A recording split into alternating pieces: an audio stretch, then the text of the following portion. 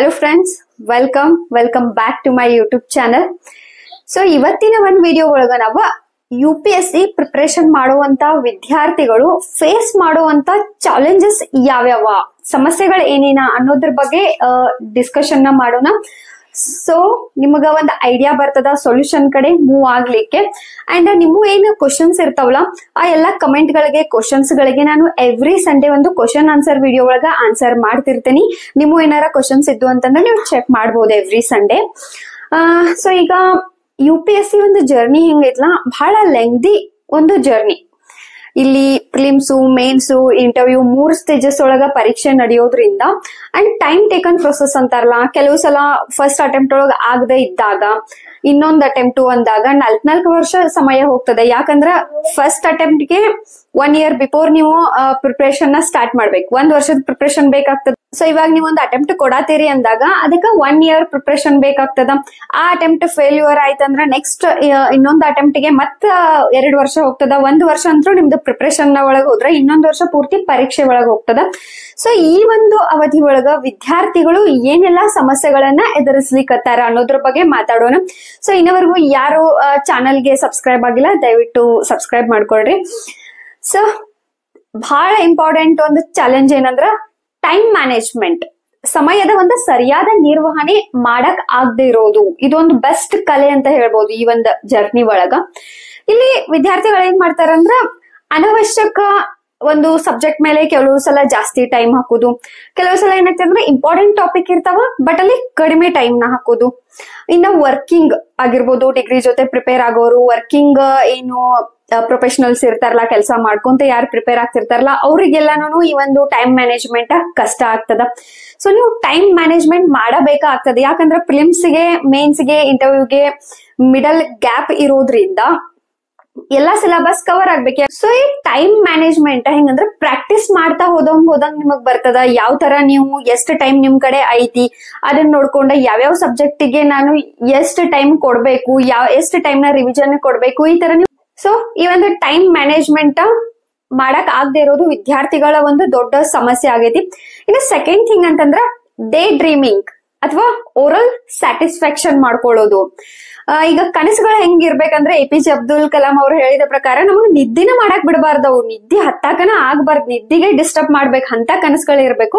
But ಇತ್ತೀಚೆಗೆ ವಿದ್ಯಾರ್ಥಿಗಳದ್ದು ಹೆಂಗಂದ್ರೆ day dreaming, ಒಂದು ತಮ್ಮ ಖುಷಿ ಪಡಿಸ್ಕೊಳ್ಳೋದು ಓರಲಿ. ಯಾವ ತರ ಅಂತಂದ್ರ IAS ಆದ ತಕ್ಷಣ ನಾನು ಮನೆಯೊಳಗೆಲ್ಲ ಖುಷಿ ಆಗ್ತಾರು, ಮಮ್ಮಿ ಖುಷಿ ಆಗ್ತಾರ, ಪಾಪ ಖುಷಿ ಆಗ್ತಾರು, ಎಲ್ಲಾ ಪ್ರಾಬ್ಲಮ್ಸ್ ಗಳು ಸಾಲ್ವ್ ಆಗ್ತಾರು, ಒಂದು ಒಳ್ಳೆ ಲೈಫ್ ಸಿಗ್ತದ, ನನ್ನ ಜಿಲ್ಲೆಗೆ ಏನಾರ ಸಹಾಯ ಮಾಡ್ತೀನಿ, ಇದ್ ಮಾಡ್ತೀನಿ ನೋಡಿನ ಖುಷಿ ಆಗ್ತಿರ್ತದ. ಅಂಡ್ ಒಂದಷ್ಟು ಟಾಪರ್ಸ್ ವಿಡಿಯೋಸ್ ಅದನ್ನೆಲ್ಲ ನೋಡಿದ್ಮೇಲೆ ವಾವ್ ನಾನು ಆಗ್ತೀನಿ, ಈ ತರ ಓರಲ್ ಆಗಿ ಸ್ಯಾಟಿಸ್ಫ್ಯಾಕ್ಷನ್ ಮಾಡ್ಕೊಳ್ಳೋದ್ರೊಳಗನ ಸಮಯನ ವೇಸ್ಟ್ ಮಾಡ್ಬಿಡ್ತಾರ. ಆ ಒಂದು ಖುಷಿ ಹೆಂಗಿರ್ತೈತ್ಲಾ, ಓದೋಕ್ಕಿಂತ ಜಾಸ್ತಿ ಅಲ್ಲೇ ಖುಷಿ ಸಿಕ್ಕಾಗ ಓದಿನ ಕಡೆ ಜಾಸ್ತಿ ಗಮನ ಹೋಗಂಗಿಲ್ಲ. ಇದನ್ನೊಂದು ಎಕ್ಸ್ಟರ್ನಲ್ ಒಂದು ಮೋಟಿವೇಶನ್ ಅಂತಾರಲ್ಲ, ಅದು ಅತಿ ಆಗಬಾರ್ದು. ಇನ್ನ revision is the key to clear UPSC ಒಂದು ಪರೀಕ್ಷೆ. ಯಾಕಂತ ಹೇಳತ್ತೇನಂದ್ರ ಈಗ ಒಂದು NCERT ಪುಸ್ತಕನ ತಗೊಳ್ರಿ. ನೀವು NCERT ಪುಸ್ತಕ ನೀವು ಓದ್ತೀರಿ, ಪ್ರಿಲಿಮ್ಸ್ ಬಿಫೋರ್ ಒಂದು 6 ತಿಂಗಳು 7 ತಿಂಗಳು ಬಿಫೋರ್ NCERTs ನ ಓದಿರ್ತೀರಿ. ಆಮೇಲೆ ಪ್ರಿಲಿಮ್ಸ್ 6 ತಿಂಗಳು ಆದ್ಮೇಲೆ ಪ್ರಿಲಿಮ್ಸ್ ಇರ್ತದ, ಅದಾದ್ಮೇಲೆ 2.5-3 ತಿಂಗಳ ಆದ್ಮೇಲೆ ಮೇನ್ಸ್ ಇರ್ತದ, ಮೇನ್ಸ್ ಆದ್ಮೇಲೆ 1-2 ತಿಂಗಳಾದ್ಮೇಲೆ ಇಂಟರ್ವ್ಯೂ ಇರ್ತದ. ಇನ್ ಬಿಟ್ವೀನ್ ಗ್ಯಾಪ್ ಬಾಳ ಅದ. ಸೊ ನಿಮಗ್ ಓದಿದ್ ನೆನಪು ಉಳಿಬೇಕಾಗ್ತದ. ಇವಾಗ ನೀವು ಒಂದ್ ತಿಳ್ಕೊಡ್ರಿ, ಎಂತವ್ರ ಅದಾರು ಈ ಪೂರಾ ಜಿಲ್ಲೆಗೆನ ಟಾಪರ್ ಇರ್ಲಿ, ರಾಜ್ಯಕ್ಕ ಟಾಪರ್ ಇರ್ಲಿ, ಎಂತವ್ರ ಅದಾರಂದ್ರು ಒಂದು ಟಾಪಿಕ್ 1 year ಬಿಫೋರ್ ಓದಿದ್ರಂದ್ರ ಎಕ್ಸಾಕ್ಟ್ಲಿ ಪೂರ್ತಿ ಎಲ್ಲಾ ಡೇಟಾ, ಫಿಗರು, ಹೆಸರು ಎಲ್ಲಾ ಅಂತ್ರು ಯಾರಿಗೂ ನೆನಪಿರಂಗಿಲ್ಲ. ಸೊ ರಿವಿಷನ್ ಅಂತೂ ಬೇಕನ ಆಗ್ತೈತಿ. ಸೊ ಹಿಂಗಾಗಿ ರಿವಿಷನ್ ಹೆಂಗಂದ್ರೆ, ಈಗ ಪ್ರಿಲಿಮ್ಸ್ ಬಿಫೋರ್ ಒಂದ್ NCERT 6 months ಬಿಫೋರ್ ಓದಿರ್ತೀರಿ, ಕಂಪ್ಲೀಟ್ ಮಾಡಿಲ್ಲ ನಾ NCERT ಅಂತ ಹೇಳಿ ನೀವ್ ಏನಾರ ಪ್ರಿಲಿಮ್ಸ್ ಟೈಮ್ ಒಳಗ ಒಂದ್ 15 days ಅದಕ್ಕೆ ಸಮಯ ಎತ್ತಿಡ್ಲಿಲ್ಲ, ರಿವಿಷನ್ ಮಾಡ್ಲಿಲ್ಲ ಅಂತಂದಾಗ ಏನ್ ಓದಿರ್ತಿರಲ್ಲ ಅದು ಟೋಟಲಿ ಆಲ್ಮೋಸ್ಟ್ ಒಂದು 50% ವೇಸ್ಟ್ ಆಗ್ಬಿಡ್ತದ. ಇನ್ನ ಪ್ರಿಲಿಮ್ಸ್ಗೆಲ್ಲ ಏನೇನ್ ಸಬ್ಜೆಕ್ಟ್ ನ ಓದಿರ್ತಿರಲ್ಲ ಅದನ್ನ ನೀವು ಮೇನ್ಸ್ ಟೈಮ್ ಒಳಗೆ ಇಗ್ನೋರ್ ಮಾಡೋದು. ಅಂದ್ರ ಮೇನ್ಸ್ ಸಿಲೆಬಸ್ ಇನ್ನ ನಾ ಕವರ್ ಮಾಡಿಲ್ಲ, ಸೊ ನಾ ಫಸ್ಟ್ ಅದನ್ನು ಓದ್ತೀನಿ, ಹೊಸ ಸಬ್ಜೆಕ್ಟ್ ನ ಓದ್ತೀನಿ, ಪ್ರಿಲಿಮ್ಸ್ಗೆ ಹೆಂಗೋ ನಾ ಓದೇನಿ 2 ತಿಂಗಳ ಹಿಂದ ಅಂತ ಹೇಳಿ ಮೇನ್ಸ್ ಟೈಮ್ ಒಳಗ ಒಂದಷ್ಟು ಪ್ರಿಲಿಮ್ಸ್ ಪ್ಲಸ್ ಮೇನ್ಸ್ ಹೆಲ್ಪ್ ಆಗುವಂತ ಏನ್ ಸಬ್ಜೆಕ್ಟ್, ಟಾಪಿಕ್, ನೋಟ್ಸ್ ಓದಿರ್ತಿರಲ್ಲ ಅದನ್ನ ರಿವಿಷನ್ ಮಾಡಂಗಿಲ್ಲ. ಅಗೇನ್ ಇಂಟರ್ವ್ಯೂ ಟೈಮ್ ಒಳಗ್ ಅಗೇನ್ ಒಂದು ಗ್ಯಾಪ್ ಇರಂಗ್ಲಿ. ಪ್ರಿಲಿಮ್ಸ್ ಒಳಗ್ ಓದಿದ್ದು ಇಂಟರ್ವ್ಯೂ ವರ್ಗು ನೆನ್ಪಿರಂಗಿಲ್ಲ. ಇಂಟರ್ವ್ಯೂ ಒಳಗ್ ನಾವ್ ಅನ್ಕೋತೇವಿ ಜಸ್ಟ್ ಕರೆಂಟ್ ಅಫೇರ್ಸ್ ಅಷ್ಟ ಕ್ವಶನ್ ಬರ್ಬೋದು ಅಂತ. ಸಮ್ ಟೈಮ್ NCERTs ಇಂದನೂ ಬರ್ಬೋದು, ಸಿಲೆಬಸ್ ಇಂದನೂ ಬರ್ಬೋದು. ಸೊ ಹಿಂಗ ಗ್ಯಾಪ್ ಬಹಳ ಇರೋದ್ರಿಂದ ರಿವಿಷನ್ ಅವಶ್ಯಕತೆ ಐತಿ. ಬಟ್ ಬಹಳ ವಿದ್ಯಾರ್ಥಿಗಳು ರಿವಿಷನ್ ಮಾಡಕ್ ರೆಡಿ ಇಲ್ಲ. ರಿವಿಷನ್ ಮಾಡೋದು ಇಷ್ಟ ಆಗಂಗಿಲ್ಲ. ಯಾಕಂದ್ರೆ ಒಂದ ಟಾಪಿಕ್ ನ ಪದೇ ಪದೇ ಓದೋದು ಬೋರ್ ಅನಿಸ್ತದ. ಸೆಕೆಂಡ್ ಅಂದ್ರೆ ಒಂದ್ ಕಾನ್ಫಿಡೆನ್ಸ್ ಬಂದಿರ್ತದೆ, ನನ್ ಟಾಪಿಕ್ ಅರ್ಥ ಆಗೈತಿ, ನಾ ಅದನ್ನ ಓದೇನಿ, ಸೊ ಮತ್ತೆ ಅದಕ್ಕೆ ರಿವಿಷನ್ ಮಾಡ್ಲಿ, ಅದ್ರ ಬದಲೇ ಮತ್ತೊಂದು ಪುಸ್ತಕ ಓದ್ತೇನೆ ಅದರ್ ಟೈಮ್ ಒಳಗ ಅನ್ನೋ ಒಂದು ಓವರ್ ಕಾನ್ಫಿಡೆನ್ಸ್ ಆಗಿರ್ಬೋದು ಅಥವಾ ಲೇಸಿನೆಸ್. ಈ ಎರಡು ರಿವಿಷನ್ ಮಾಡದೇ ಇರಾಕ ಮೇನ್ ಕಾರಣಗಳು. ಸೊ ಇದು ಮೇನ್ ಒಂದು ಸಮಸ್ಯೆ ವಿದ್ಯಾರ್ಥಿಗಳದ ರಿವಿಷನ್. ಇನ್ನ ಇಂಗ್ಲಿಷ್ ಮತ್ತೆ ಮ್ಯಾಥ್ಸ್ ದ ಒಂದು ಸಮಸ್ಯೆ. ಸಿಸೆಟ್ ಒಂದು ಪರೀಕ್ಷೆ ಬಹಳ ಟಫ್ ಆಗ್ತಾ ಬರ್ತಾ ಇರೋದ್ರಿಂದ ಮ್ಯಾಥ್ಸ್ ಇತ್ತೀಚೆಗೆ ಸ್ವಲ್ಪ ಕಷ್ಟ ಆಗ್ಲಿಕ್ಕತ್ತದ. ಬಟ್ ಅಷ್ಟು ವರಿ ಮಾಡೋ ಅವಶ್ಯಕತೆ ಇಲ್ಲ. ರೀಸನಿಂಗ್ ಮತ್ತೆ ಇಂಗ್ಲಿಷ್ ಕಾಂಪ್ರಿಹೆನ್ಷನ್ ಬೆಸ್ಟ್ ಇತ್ತಂದ್ರ ಮ್ಯಾಥ್ಸ್ ನ ನೀವು ಆರಾಮ್ ದಾಟಿಸ್ಕೋಬಹುದು. ಬಟ್ ಇಂಗ್ಲಿಷ್ ಇಲ್ಲಿ ಒಂದು ಸಮಸ್ಯೆ ಆಗ್ಲಿಕ್ಕತ್ತದ ಬೇರೆ ಮಾಧ್ಯಮ ವಿದ್ಯಾರ್ಥಿಗಳಿಗೆ. ಒಂದು ಕನ್ನಡ ಮಾಧ್ಯಮ ಆಗಿರ್ಬೋದು ಅಥವಾ ಗುಜರಾತಿನ ಆಗಿರ್ಬೋದು, ಮರಾಠಿ ಆಗಿರ್ಬೋದು, ಬೇರೆ ಬೇರೆ ಒಂದು ಮಾಧ್ಯಮದ ವಿದ್ಯಾರ್ಥಿಗಳಿಗೆ ಇಂಗ್ಲಿಷ್ ಸ್ವಲ್ಪ ಕಷ್ಟ ಆಗ್ತದ. ಯಾಕಂದ್ರ ಕ್ವಶನ್ ಪೇಪರ್ ಇಂಗ್ಲಿಷ್ ಒಳಗ ಇರೋದ್ರಿಂದ ಕೆಲವು ಸಲ ಏನಾಗ್ತೈತಂದ್ರ ಕ್ವಶನ್ ನ ತಪ್ಪಾಗಿ ಅರ್ಥ ಮಾಡ್ಕೋತಾರ. ಹಿಂಗಾಗಿ ಆನ್ಸರ್ ತಪ್ಪಾಗಿ ಟಿಕ್ ಮಾಡ್ತಾರೋ ಅಥವಾ ಮೇನ್ಸ್ ಒಳಗ್ ಮೇನ್ ಕ್ವಶನ್ ಅನ್ನ ತಪ್ಪಾಗಿ ತಿಳ್ಕೊಂಡ್ಬಿಟ್ರ ಅಂತಂದ್ರ ಪೂರಾ ಆನ್ಸರ್ ಅವ್ರು ಬರ್ದಿರ್ತಾರ. ಬಟ್ ಬೇರೆ ಕ್ವಶನ್ ಗೆ ಬೇರೆನ ಆನ್ಸರ್ ಬರ್ದಾಗ ಅದು ಆನ್ಸರ್ ಪರ್ಫೆಕ್ಟ್ ಇತ್ತಂದ್ರು ಆ ಕ್ವಶನ್ ಆನ್ಸರ್ ಆಗಿಲ್ಲ ಅಂತಂದಾಗ ಮಾರ್ಕ್ಸ್ ಬೀಳೋದು, ಮಾರ್ಕ್ಸ್ ಸಿಗೋದು ಝೀರೋನ. ಹಿಂಗಾಗಿ ಇಂಗ್ಲಿಷ್ ಒಂದು ಸ್ಟ್ರೆಸ್ ಆಗ್ಬಿಟ್ಟದ ವಿದ್ಯಾರ್ಥಿಗಳಿಗೆ. ಅಂಡ್ ದೆನ್ ನಂಬಿಕೆ ಮತ್ತ ಕಮಿಟ್ಮೆಂಟ್.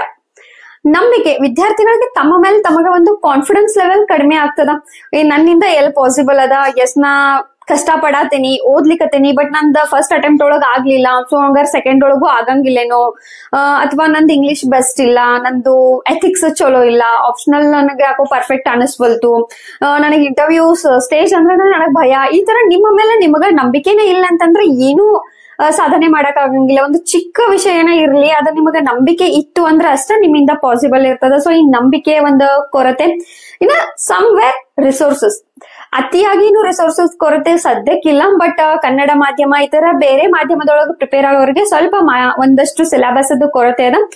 ಸೊ ಇವೆಲ್ಲ ಚಾಲೆಂಜಸ್ ನಾ ಯಾಕೆ ನಿಮಗ್ ಹೇಳತ್ತೇನಂತಂದ್ರ, ಈ ಚಾಲೆಂಜಸ್ ನೀವು ಏನಾರ ಫೇಸ್ ಮಾಡತ್ತಿದ್ರಿ, ನಿಮ್ಗೆ ಅನ್ಸಾತೈತಿ ಎಸ್ ಇದ್ರೊಳಗ್ ನನ್ನಿಂದ ಅಟ್ಲೀಸ್ಟ್ 1 ಪಾಯಿಂಟ್ ನಿಮಗ್ ಅನಿಸ್ತಿರ್ತದ, ಒಂದು ಟೈಮ್ ಮ್ಯಾನೇಜ್ಮೆಂಟ್ ಮಾಡಕ್ ಬರ್ವಲ್ತು, ಅಥವಾ ನಾ ಡೇ ಡ್ರೀಮ್ ಮಾಡತ್ತೇನಿ, ಕನಸ್ ಕಾಣ್ಲಿಕ್ಕತ್ತೇನಿ, ಓರಲ್ ಆಗಿ ನನ್ನ ಸ್ಯಾಟಿಸ್ಫ್ಯಾಕ್ಷನ್ ಮಾಡ್ಕೊಳ್ಲಿಕ್ಕತ್ತೇನಿ, ಅಥವಾ ರಿವಿಷನ್ ನನಗ್ ಮಾಡ್ಕೊಳಕ್ ಆಗ್ವಲ್ತು. ಈ ತರ ಯಾವ್ದೇ ಸಮಸ್ಯೆ, ಒಂದೇ ಒಂದು ಸಮಸ್ಯೆ ನಿಮ್ಮೊಳಗಿದ್ರು ಅದ ನಿಮ್ಮನ್ನ ಸಕ್ಸಸ್ ಇಂದ ಹಿಂದೆ ತರೋ ಕೆಲಸ ಮಾಡ್ತದ. ಹಿಂಗಾಗಿ ನಿಮ್ಮ ಈ ಒಂದು ಚಾಲೆಂಜಸ್ ಏನೇನದಾವಲ್ಲ ಇದ್ರ ಮೇಲೆ ವರ್ಕ್ ಮಾಡ್ರಿ, ಡೆಫಿನೆಟ್ಲಿ ಸಕ್ಸಸ್ ಸಿಗ್ತದ. ಐ ಹೋಪ್ ಈ ವಿಡಿಯೋ ಯೂಸ್ಫುಲ್ ಆಗೈತೆ ಅನ್ಕೋತೇನಿ. ನೆಕ್ಸ್ಟ್ ವಿಡಿಯೋಗೆ ಸಿಗೋಣ. Thank you.